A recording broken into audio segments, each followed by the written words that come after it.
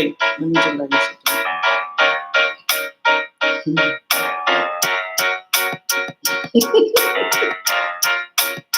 This is like probably the What was the first one that can't come in? Good morning, Sister Olivia. It's Olive. Libby. It's your favorite pastor. Yeah, her. What's up? Good morning, Deb. In this season. Hi, Deb. Good morning. Oh, Deb. We went. I can't. I have my glasses on. What's her little time? Oh, no, that's Liv. Right. I can't see it. Wait. Let me go back to my. This is what I do while the music is playing. Mind you, now she has time before that. I'm not doing it. Oh, Deb. Mid-thought. Charge it to my age. Yep, Pastor Shell is my favorite right now. Whatever. Deb, we went to the fair last night. I got this huge turkey leg I couldn't finish eating. I got it home. Mm-hmm. Good. Yep. We got some steps in last night though. Oh my God. I wish we had just gone a little earlier, while it was still light. The paint, yeah, it was good to go. Wish we had just gone earlier when it was lighter. We caught most of it in the nighttime. It was really crowded, you guys. Really, we're talking about the fair for people joining. Yeah. Good morning. Monday with the Moores. Terrence Moore. I'm Cheryl Moore, and I am tired today. I'm sleepy. I had a heavy weekend, you guys. Life updates. This is going through real today. Going through. Tis the week. Yeah. Good morning, Teresa. Good morning, George. Good morning, Master Summerall. So, life updates. We had a great, very busy weekend, and finished. We did a pilot at our church for a tour of supporting local businesses and not franchises, local businesses. And we had our summer small group meetings for singles. And that we ended the last session. We had 4 sessions. Mm-hmm. And man, the last one was astronomical. And we invested in the life and treated everybody to an amazing breakfast. Putting it out there now for those who are sorry, we can pay for breakfast for people who are streaming live, but we did for people that were on site, and people had chicken and waffles. It was really, really good. So we surprised everybody. The benefits of being live. A great breakfast on Saturday morning at the Singles to wrap it up with an awesome after set. Just a lot of quality time, fellowshipping, and fun, and just talking about the next summer small group. Just very, very exciting. And then we had church yesterday. We did an incredible series that I have been preaching the entire summer. From Psalm 23, the oil of Abba, and it is an experiential lesson on yesterday, and people took their olives home. And I think, Terrence, you gave the greatest, most incredible example of what it means to really finally mash through. Good morning, Lyric, and Travis, the olives and we posted some live demonstrations on line, and it's really cool. We drained his, and so it's cool to see that out of 5 olives, he has oil this morning, and he can extract it out. The separating will be. Oh my gosh, no, she didn't. And it's Olivia just really an incredible process. To you, can you just watch your emails for those who were in the service on yesterday? So don't do it. Just don't crush it and throw it away. I have other instructions if you're really going to go through the full oil process, where you'll have to strain it using some cloth, and then you'll be good to go. And so, very exciting this week. Pray for us. We're getting ready to take my baby boy back to college. It's always juniors. It's always her baby boy. Now, when he's in trouble, and get in trouble, then he's mine and maybe sometimes ours. Bree Rhonda. Out Bree Rhonda. We're not talking to Bree. Yeah, we're not talking to Bree. Right Morning, now. Bruce. Put her on the side. Yeah, we're gonna. Yeah, right. Because she did. That's wrong. I know, right? I mean, because she said that posting out no 3:30, and then you'll disappear at 3:00 at right. the book signing. We wanted to invest in the entrepreneur. I want my stuff signed. Then she said, "Oh, I'm available on tomorrow, Sunday." Make you know good and well Sunday is a work day for me. So pray for us this week. Big week. I'm getting ready, working on my syllabi for fall this week. Wrapping up some things. Another final segment to my parents' celebration retirement. I'm working with them on as well. So we just got a lot going on. Working on a wrap-up series. Another segment to bring it all together for the series on Sunday as well, and the following Sunday. So we're very, very excited. I don't think I've ever preached 3 months in a row. First time for everything. I'm going to wrap up with a one Sunday break. Right. I'll wrap up the August month as well. So I'm very excited about what God is doing, and in the middle of it, struggles and challenges and triumphs, just like everybody else. Mm-hmm. But you got to keep focused and keep moving in that positive direction. I tell you, that Olive experience. Geez. No, she did not say that. That venue that did it. Oh, no, she didn't. And then you have Olivia Tubb, but I still didn't get my olives. Who didn't get their olives? Still didn't. Olivia. Yeah, I posted online. Your mom said she would share some olives. But I take that experimental. Don't you say something rude on here, Lyric. that experimental, experiential. Yes, what she said. From yesterday. Yesterday, I want my own. Oh my God! I want my own. That was huge. That was huge. That was huge. Your mama say 5. Okay, you know what? Okay, you know what? This is more complex than we thought. Put that one over there. Just put that one over there. We'll park it. We're gonna park that. We're gonna park that. Okay. But let me tell you, I don't want nobody else. When for those who are in the church, is when that word is delivered and you're actually acting out the word. Yeah. And you're actually going through it. And I did, and as a pastor, I did not exclude myself from the process. No, he didn't. I participated. I was the able-bodied assistant, and I had to get other assistants to help me. But anytime, one of the things I do, I don't do is whenever there's something that the body is going through, especially in something like this, I don't exclude myself, but because I know that there's something that God is doing on my level as a pastor. So it was very, very, very, oh my gosh, is the squeezing, the milling, pressure, the heat, the milling, that is huge. So no matter what level you are, you're going to go through a process regardless. Because God wants something better for your life, and whatever that is, He is going to put you through the process to make sure He squeezes and gets the purity out of you, even when you don't think you have any left. He said, "Yep, there is, and I'm going to make sure that I get every bit out of it, so you can operate in it." So it's like, man, and everybody goes through it, every level, every time. There's always going to be something. Yeah. Ooh, it's something. Yeah. It is something. So if you're just joining us, make sure and share this. We are in the middle of our story.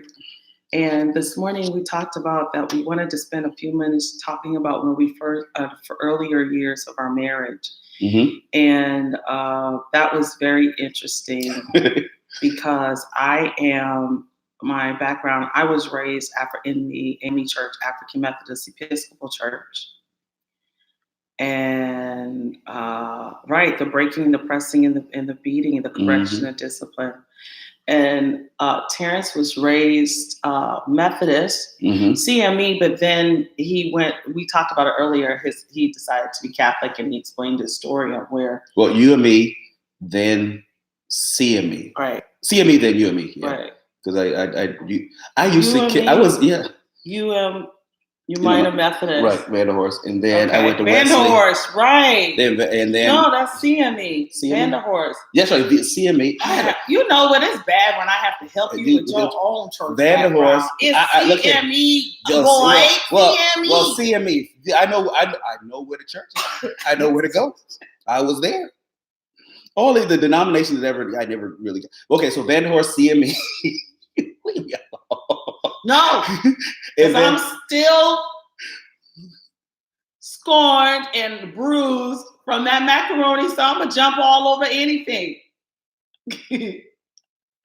Had Ray on here talking Speroni after the video. So anything, I'm going for anything I can find.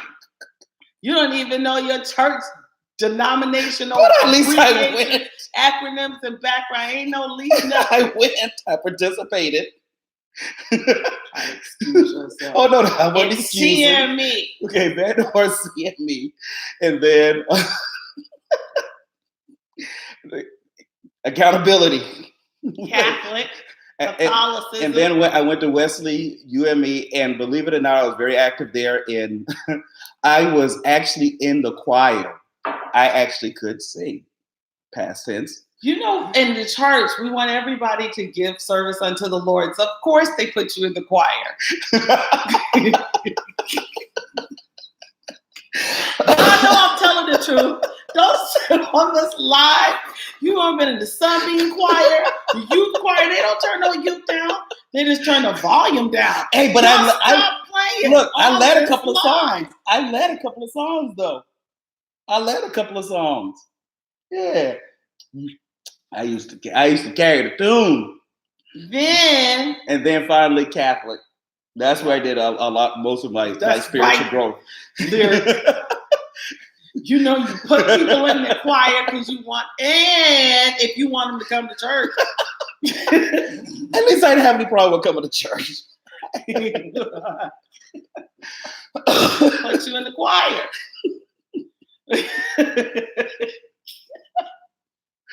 Because I was awesome. No. So, anywho. Yeah, so Catholic was where I did most of my growth, and that's where the stage I was when I met Cheryl. Man, we got 2 minutes. We're gonna be on time too. So here's he found a choir that would take him sing. Girl, and then he did it at the College of Charleston. That's big. But you know, the more voices, you can always drown people out. That's not a problem. I'm telling the truth. So what are my feelings? Well, you know, feelings are in the pace to process. I milled out my feelings. Right, mill them out, grind them out. So what ended up happening when we were married? Mercy killed. Whatever. Goodness and mercy. Follow me all the days of my life. Oh my gosh. Are you gonna tell me? Oh my gosh.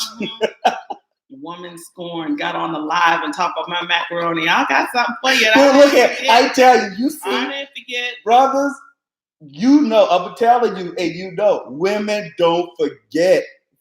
Do not forget. And look, we're talking about something totally different, right? You know. And she went right back to, remember when you did that? You remember? And then you had somebody to back you up. First of all, Ray backed you up with the Speroni. You see how the thing came out of left field? I was just giving. It was a strategic statement. So now on with the story. So what ended up happening when we were engaged finally. I don't know what segment, whether I had the ring on or whatever it was. So people on here talking about Speroni. I hope that they don't you get me in trouble. Go ahead.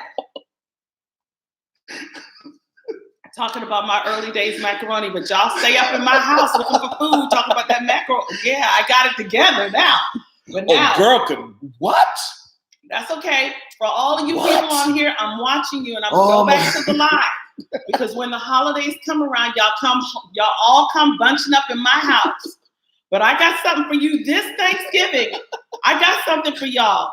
I'm going to be censoring the door. I don't care if you park outside around the corner, Pastor Cheryl, please let me in. And people laughing, forget about my punch, forget about turkey, and don't think about fried chicken wings and macaroni and cheese, red rice, potato salad people on here laughing. If I see anybody with a smiley face on there talking about macaroni and spironi, you are now censored.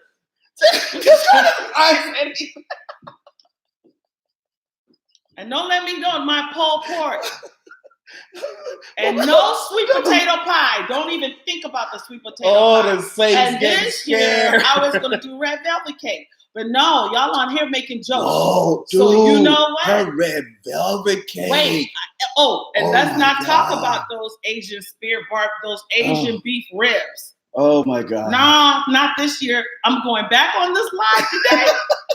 And I'm going to look at everybody that was laughing and had a comment, and you will be notified that you have been. You see how she go to pass, and they're going to look here, going to limit y'all access. I got to have my space right. Can't be serving, pouring my food into these people on here laughing at me. That's all I got to say. Hey, look, I ain't laughing at you. I'm laughing at them. I got to keep my access and my food supply going. Olivia ain't saying nothing. Olivia's like, I'm not in this. All right, okay, back to the story. I don't say nothing when nobody named Lyric because she was on there. That's exactly why I said it. So yeah, back to the story. I wasn't laughing. Well, I don't know. I got to go back and check the live after this. I don't care what coupon. The coupon was for 6 chicken wings. Well, look here. Everybody, I mean, just like, wasn't me. It's like, whatever. When we got married, we got to go. But now we're not wasted all that. It wasn't a waste of time. The Lord knew he needed to expose. So let me tell you what happened. We had to find a church because Terrence didn't want to practice AME, and I was not. NOT going to be Catholic. Oh, well, because she had a bad Catholic experience. So we ended up being counseled. My father at our church actually talked to both sides. Both sides we were counseled. And I tell you what, after we got married, the task was where we were going to worship. And we talked about it before. And we both came to agreement where we didn't want to go. Yes. But the difficulty came in the fact that as a pastor's daughter, there was the challenge of someone wanting you to stay, obviously, as a first daughter to join the church. But my husband, that was a huge transition for my family, or for my parents. It was a huge transition. It wasn't really a transition for Terrence. And then just finding a place where we both can grow, but we're not going to be. One of the things that was very clear, we both decided we did not want to be in a place where we were going to be comfortable. Right. We both, and that was the big thing. That's what made it easy. Even though we were at different areas of spiritual maturity, we weren't equal at all. No. But in that, we both came to the agreement that we needed to be in a place that would challenge us. And we also made a commitment in understanding that where I wanted to be challenged was not necessarily where he wanted to be challenged. Right. So we had those conversations up front, and we had some of those conversations after we were married. We didn't really understand it. Right. And I think I would say even with any endeavor, any business, any scope, you have to have some foundational principles of understanding, but they don't have to be identical. And that was important for us, that it was not identical, because we didn't want to copy. I think for us, we have never, this is going to sound weird, you guys, and then we really got to log off, but we never grew like this. Right.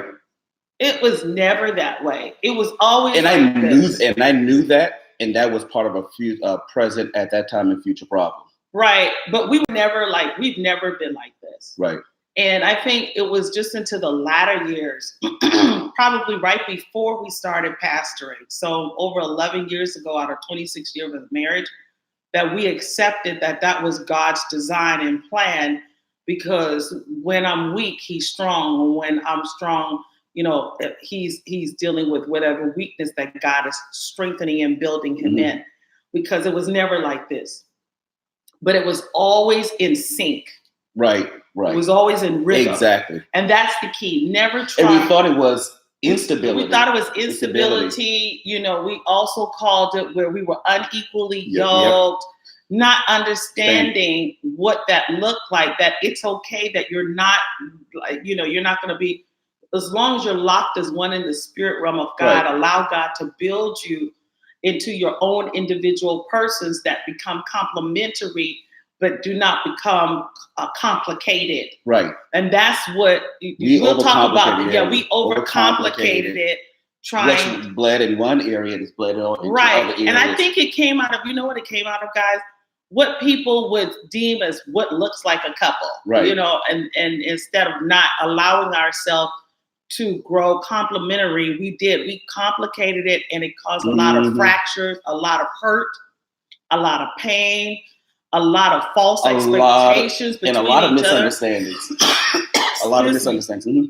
I apologize. A lot of misunderstanding, a lot of miscommunications. Right.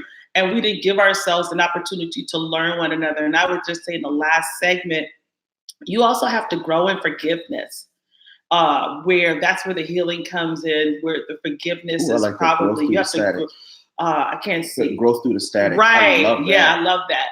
So, and it's through that, in not trying to control, Verna, the system and try to regulate it on our own. I like that control part, because both of us had a different type of control. Yeah. And that was, we both did. Yeah, we would point at each other, I came in. Let me say this part, then you jump in. That's control. Yeah. But I need to say this up front.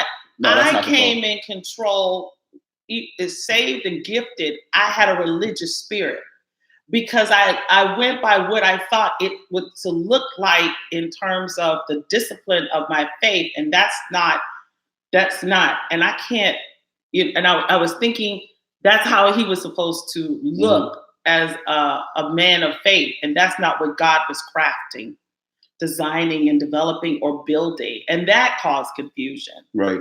And then the and because I felt that way, there were two things that were going on. Is the fact of her expectation of me, and then my feeling of failure to meet her expectation.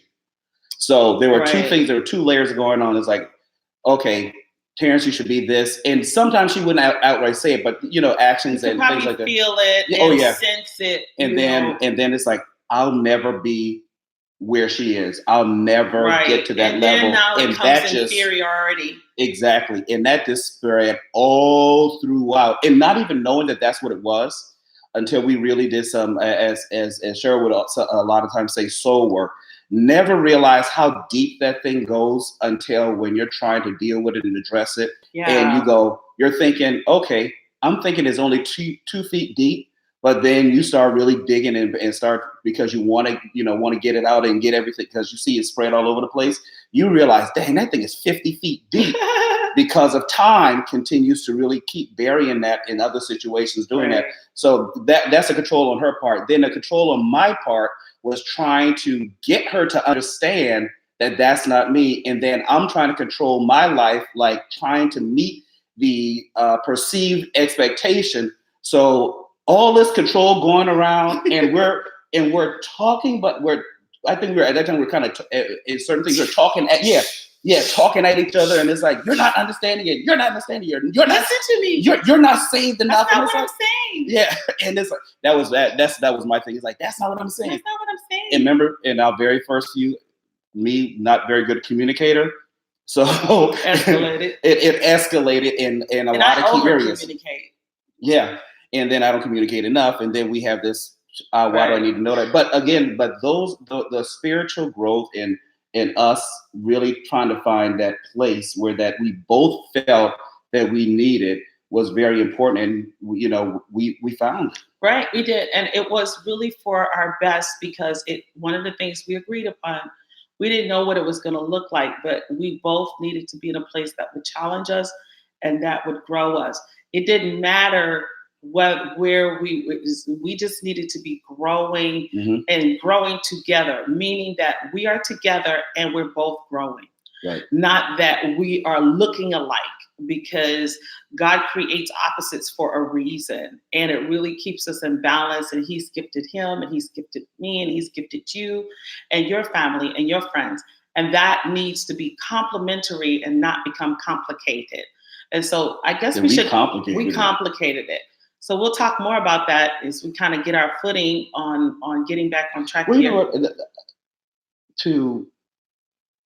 I think it's important that it's explained of how we got there, and then we can kind of continue where things are. We're part of getting there. Of how we found the place, and then we walk in that initial. We made visits to several churches in the area. At that time, it was in the Charleston area.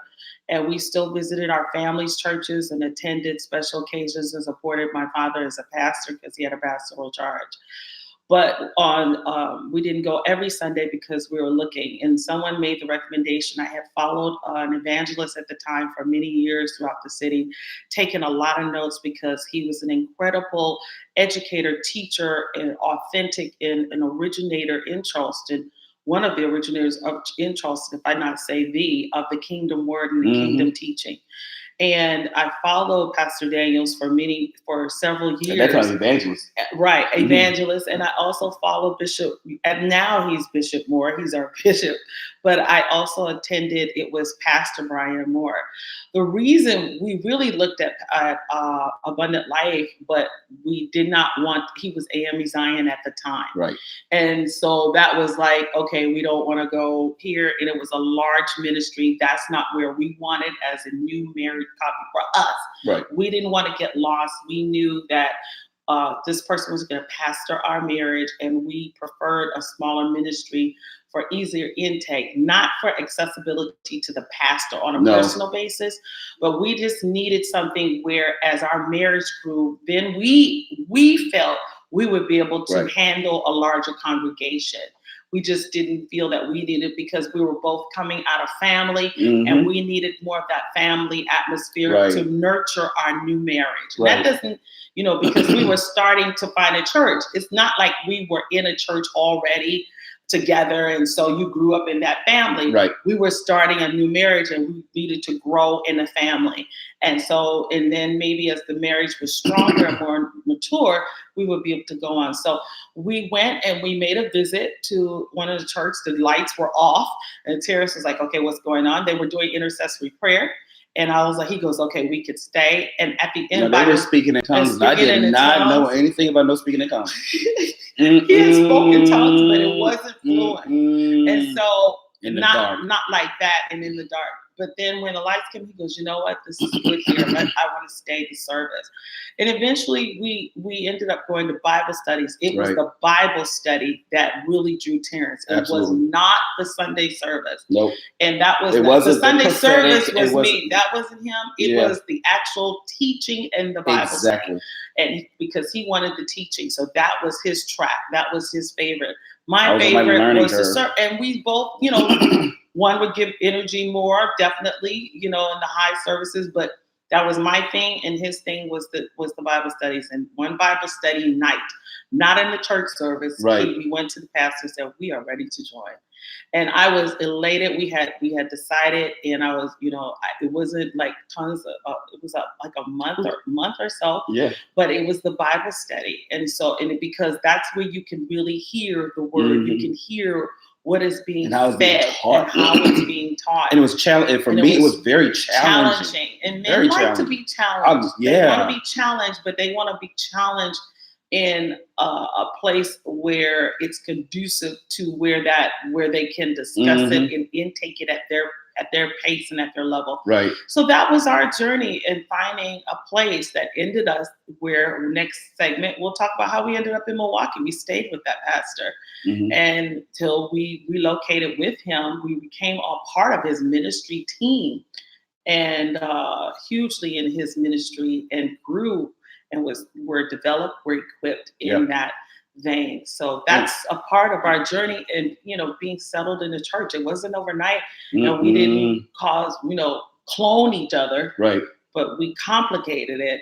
And Gosh, you got to uncomplicate and learn. The simple stuff. I tell you, if I could write a book or a story to anybody that's dating or married or engaged, it would be complimentary and don't be complicated. And I feel, and I do have my days, we talk about it, of regret and guilt for trying to complicate our life instead of simply just enjoying the compliment of what it is. And that's how I feel like people fall out of relationships and fall out whatever, because love is in every season and is by the hem of forgiveness. So we're over time. Let's go ahead and get up out of here. You know what? No, I'm not adding to it because I can feel that. Okay, I like what you're This is what and we're ending this summer session. When I'm talking about summer session, I'm talking about this season, especially with for me. You talked about it in our in the life updates, and I just really want to give this last part, and I know I'm extending this part, and it's not on purpose. My son has been so important in my life, both of my boys, and with TJ, he's leaving this week, and she's usually the most emotional one, but I'm probably gonna regret it because TJ's gonna say like, oh, I finally have proof now and I can replay it. But I see he's gonna be a junior this year. And I know that at that level that there's going to be such a shift in his life, and and that's my namesake too. And that says, as Cheryl said, it's a baby boy. I think I'm probably going to be more in a transition part than anyone, but I'm excited about it. And he and both our boys have been so instrumental in our lives and miracles. But as a father, I know we talk a lot about being husband and wife, but as a parent, as a father, to see your sons just excel in their own area of life is so motivational, inspirational. It's like, I did something right. Among the other things, and it's like it was a great journey, and I want to say it on a live that I'm very, very proud of Terrence Reagan Moore Jr. Aww. and the things that he's overcome has been extraordinary, and he too have a story to tell, and I'm just very, very proud. And he was just very instrumental part. Both our boys been very instrumental in the church, and I love the fact of how he said that he can transition. Because when he was very integral in our part in the church, and he had to transition himself to being a student, and that was very important to him. And I saw that like, wow, he can transition, and I think that's great. So, my father moment. It is what it is. I'm not ashamed.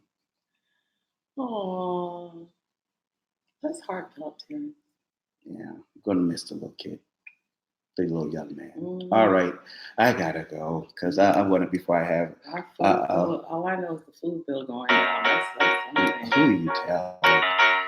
But he'll say, but I don't eat that much. Listen, you make it a great week, and as my cousin says, you dominate the week and you make things happen. And remember, in any friendship or family relationships, don't clone people. Go ahead and compliment and not complicate. Okay.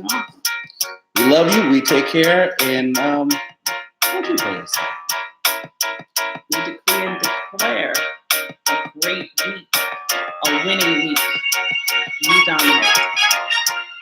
In Jesus' name. Amen.